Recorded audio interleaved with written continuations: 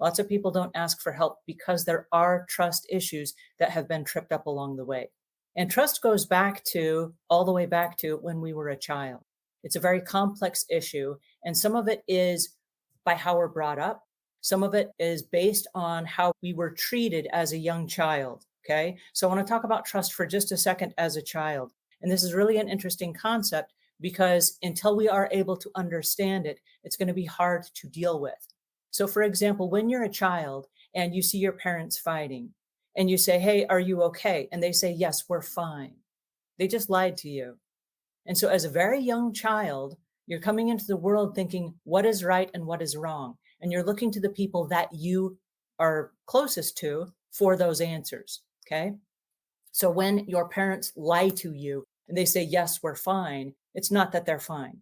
It would be easier for them to say, "I'm not fine. I'm hurting on the inside right now, but this is a grown up issue. And so I'm going to try to resolve this with your parent.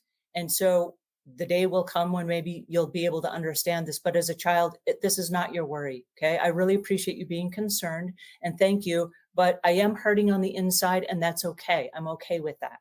Right? That would be a more truthful and a more honest answer. And that would allow the child to say, "Oh, now I understand that my parent is hurting and they're not okay, but they're going to be able to get through it." Right? But because we don't want the child to be afraid and we want the child to feel safe, and I can see where the parents are coming from, the parents say, "No, no, I'm fine." No, no, they're not fine. They just lied to the child. And what they did at an unconscious level is they trained the child, it's okay to lie about your feelings, right? It's not okay. It's not okay. From a very early age, we need to be able to trust the people that are closest to us. But what happens is as we grow through our lives, we then take those exact same behaviors. And as we're teenagers, we're hurting on the inside. We might have had a breakup or, a friend was unkind to us or they bullied us. And then our parents are like, "Hey, are you okay?" And you're like, "Oh, I'm fine." Right? We do exactly what we were taught to do. And then our parents are like, "Why don't you ever communicate with me?" "Oh, my teenager is so hard to deal with. I can never get through to them." Oh, I wonder why.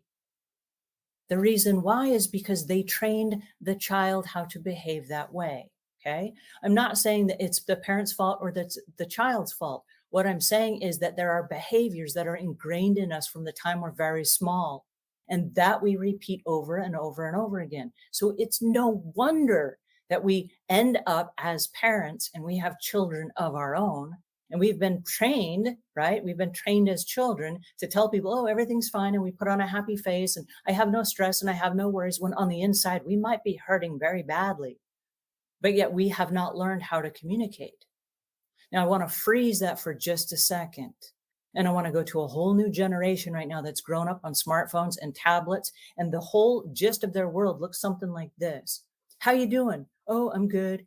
"Are you hungry?" Yeah, anything's good." And you're like, "Dude, give me eye contact. Make eye contact with me. Tell me how you are. Let's have a real communication," right? The whole entire generation is now all on their smartphones and they're all just on their little devices and they're not paying attention. And so what happens is when you try to communicate with somebody, we look for clues. Like, for example, "Are you okay?" If somebody is like sad and their eyes are down and they have slumped body language, we can read from clues. We're like, "Whoa, something's going on. This person's not okay," right? I'm going to share with you something that's really peculiar. A dog is really an interesting character.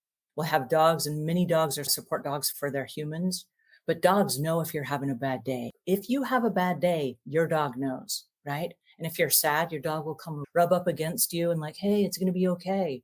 And if you're in a mad mood, they kind of like shy away, like, "Whoa, my owner's like not very happy with me right now," right?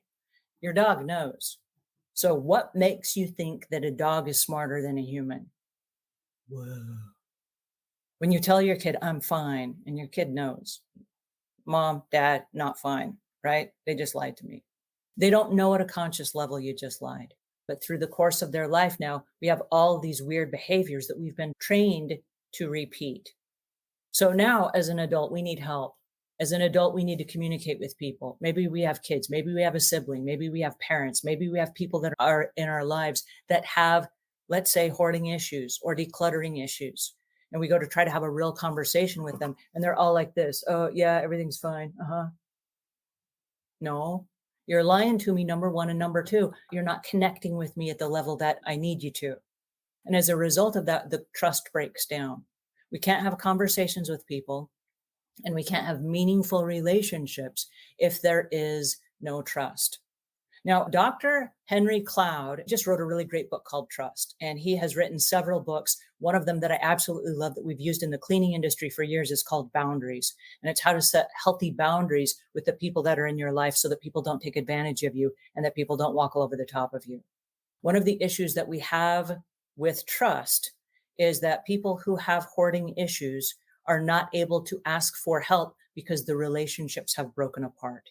And so, what I'm hoping we can do today is we can just be aware of some of the things going on around us, and we can say, hey, wait a second. I now have new tools in my toolbox to deal with some of this stuff.